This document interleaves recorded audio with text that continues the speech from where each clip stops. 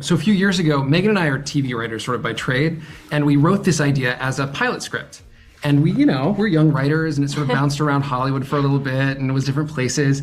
And then we ended up meeting a book agent who thought it could make a good graphic novel. So we took it out as that, sort of repitched it as a different medium, and we ended up writing it for HarperCollins. And then shortly after that, it moved into being a TV show again. So it's sort of a different process. But yeah, so the TV show will come out in a week, and then the book comes out later this year. I think the core was there because you had a great protagonist who has a burning quest to find out what happened to her. And the idea of being invisible, the idea of being dead, seemed like a perfect metaphor for right now for a lot of teenagers, a lot of young people coming out of lockdown and going back to school wearing masks and not knowing who to trust and not knowing how people change in over 2 years. It was a long time, year and a half, but 2 years of not really feeling disconnected and suddenly trying to connect. And I think the show does a beautiful job, the scripts, the graphic novel, the source material of portraying a heroine who needs to connect. And it's a coming of life story, even though she's dead. Even though she's dead. It's really something that's really interesting is shooting this show where there's two different worlds, and I never really get to experience that other world. So when I watch the show for the first time, while I know what's going on, it's the first time I'm seeing those other characters put it on their feet. But speaking to being dead, it's so cool. It's really cool to have like supernatural abilities. Like, I guess you could say we're invisible to the people in the real world, and also there's a sense of like nothing really matters, which was really cool. But yeah, I loved spending time with my dead family. I mean, those characters and those people, those actors are all amazing, and those were my favorite scenes. I mean, they're the only scenes I do, but they're all my favorite. Was spending time with them and those afterlife support group scenes. I think there's such a fun dynamic, and being dead is just a funny thing when you do it right. I think that it's what's fun about playing Xavier in the first few episodes especially is the fact that not only do the characters in the show not really know what to think of him or make of him, but the audience doesn't either, and that kind of like unpredictability and kind of polarizing nature that he has is just exciting to play. Every you do options for every scene, and yeah. I think Claire is. I think the difficulty in playing Claire was that she wasn't exactly like me, or I didn't think she was. But then the more I got to know about her, the more I fell in love with her, and the more I realized how similar she was to me. Also, learning to cheerlead, I think, was really fun. I would say one of the most thrilling for me, there's a scene where, I don't know if I'm on a roof. I won't say anything else, but I'm afraid of heights. So that was thrilling because there was a few parts where you could kind of see the edge over, and I was like, ah.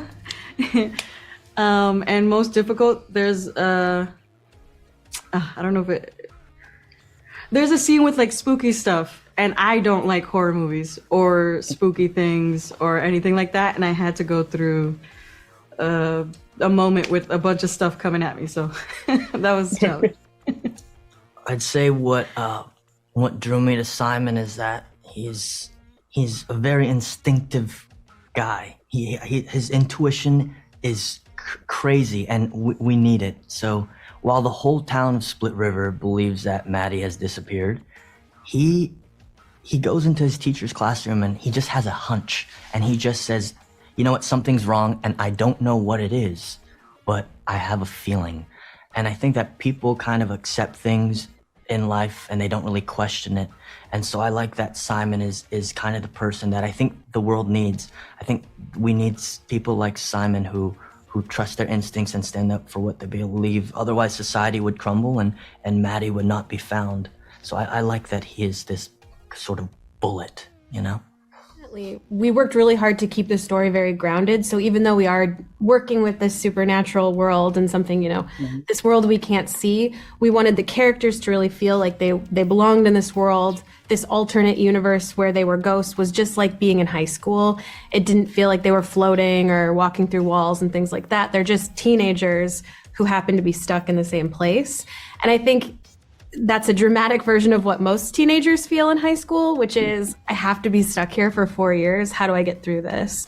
So when you're kind of working off that principle, it got to be very easy because it's such a relatable feeling to feel stuck in one place for a long time and to feel stuck in a place in your life for one time. Unfortunately for the ghosts, it's just they're stuck there forever. Yeah. And so that adds a whole new layer of fun for them. There's unfinished business, the people who are there, the ghosts who are, I don't know if you know, Grazia, the John Hughes films like Breakfast Club and those films of the 80s we all love, there's elements of that here too of yes, we think we know who these people are because they fit into this category. But what I love about this show and what I love about what Nate and Megan have created was it defies easy categorization. You can't say, you think it's this person, I know who this person is, and you're going to find out you don't. You really don't. And I think that's what makes the show rich, is that you're drawn into these people, whether they're dead or alive, you want them to at least find some closure. Yeah. I fell in love instantly. It was so well written. It is the themes that they address is real life situations. They don't sugarcoat anything, and it's real people with real problems in their real life. And I found that is what I drew most towards when I read the script. Mm-hmm. Yeah, it just felt like a big subversion of like the idea of like a ghost story. It kind of just exactly what she said. It felt like very real high school experience. Oh my God. I totally, from day one, I was trying to crack the case. I actually had like a board on my wall, connecting the dots with people's faces and whatnot. And after every episode came out, I would read every single line. Like, is this a clue? I had no idea. But I was very satisfied with the ending, and it's scary shooting a show where you don't know how it's gonna end. You kind of just have to trust in the writers that it's gonna turn out okay, and it did. Here's what I love is that Simon and Maddie are really close friends, but they're actually not that similar. They don't dress the same. They don't even talk the same, but they had met in the 3rd grade. So I like this very rare relationship in life where when you meet someone young enough, you could grow up to be different people and you're still close friends. Because if you walk into a high school and you see best friends, they have the same shoes, same hairstyle, they imitate each other, they influence. But Maddie and Simon, they met just young enough to where they just see their soulmate, their twin flame, and not this decorative identity. So I like those young enough friendships to where you don't need to be like each other because you are each other. Yeah. I would say I like the aspect of how Nicole sort of defends. And I think obviously Simon does a lot of this, especially for Maddie. Yeah. But the way they just defend and fight for each other, it's kind of hard to find, especially that young in age, like that kind of group where it's so strong, that bond that's so strong that they are willing to do that for each other. So I think that's the aspect I like the most. Yeah. The show handles a lot of the kind of like pain and grief that comes along with the subject matter really well. I think that every character kind of has a different reaction to, the circumstances with Maddie, especially, in the world of the living. And yeah, I mean, there's so many different ways that you could react and I think for my character personally, it's just a lot of grief and regret and wishing, he could have done something different. It's so crazy. You never get to experience what the show is until it's out, and I've only seen like snippets of it. So that means so much to me that you responded to him that way. I wanted him to be funny, and I wanted him to be kind-hearted. So there you go. He's a little puppy dog. Between the other characters, which one it was the most relatable to you, according to what you know and what you saw, obviously? That's a great question. I think that there are aspects of every character that I can relate to.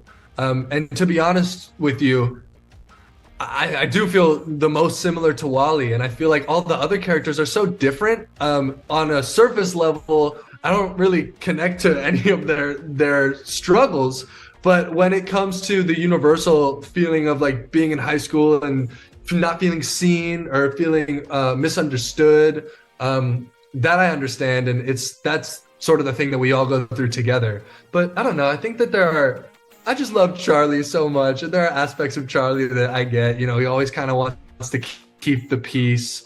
But then again, so does Wally. You know, I think it doesn't really make sense for me to be anybody else but Wally because I get where I'm from. Rhonda.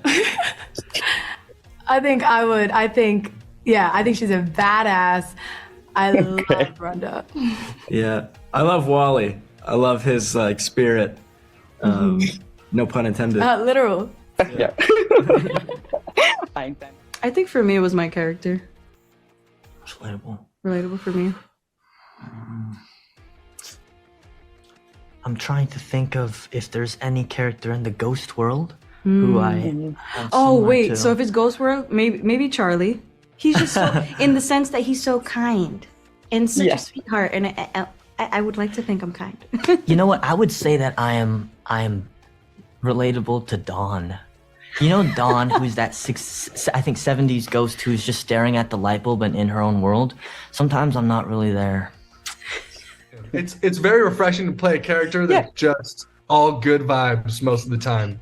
So I'm happy that was the case. No, you definitely will. As we move forward, we sort of get a little glimpse into everyone's life. Because I think for us, part of it is we've got this great sort of active mystery and all these sort of emotional mysteries with our ghost characters that we get to solve kind of in parallel. Okay. Yeah, that's one of our favorite parts too, is getting to explore all those different time periods. It was definitely one of the most fun parts of the show.